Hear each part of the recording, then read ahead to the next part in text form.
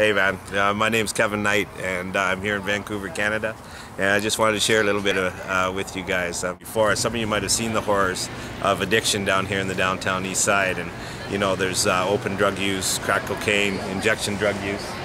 I was one of those people. Not very long ago, it was only a couple years ago when I was caught up in my addiction, and it was a youth group actually, just like the one that's standing behind me here, that came up. They were actually from Washington too, just like these guys, and they came up and they didn't realize the impact they would have in my life. I was at a place that basically was just there for a meal. I didn't know Christ at all, and what it was that was it. That was the last place to have a meal at night. I walked in and there was this youth group up there doing their skits, actually, and they were up there singing away, and they were videotaping it, just like I'm getting videotaped now.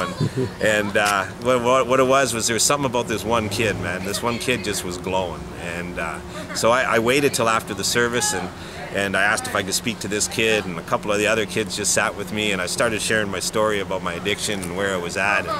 And anyways, I waited for this kid. He came back. His name's Tom, actually.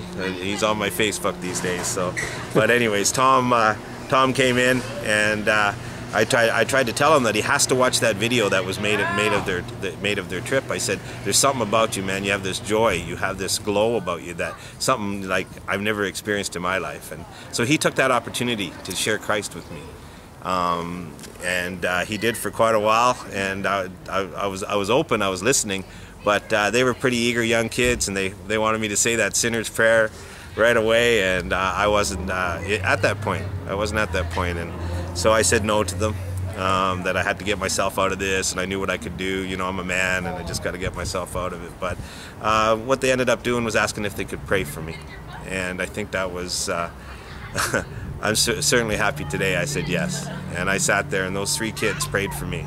And these are the first prayers that were ever said to me to get me out of my addiction. And so, you know, the kids come through and they have this 1-week trip, and they don't really think there's going to be anything come of it. You know, they don't get to see those prayers being answered. But I stand here today saying I am one of those answered prayers. I'm a committed man of Christ now, who has given his whole life over, and to follow Christ the best I know how. And that, you know, for me, that's giving back, and that's sharing, and that's loving other people that other people find hard to love.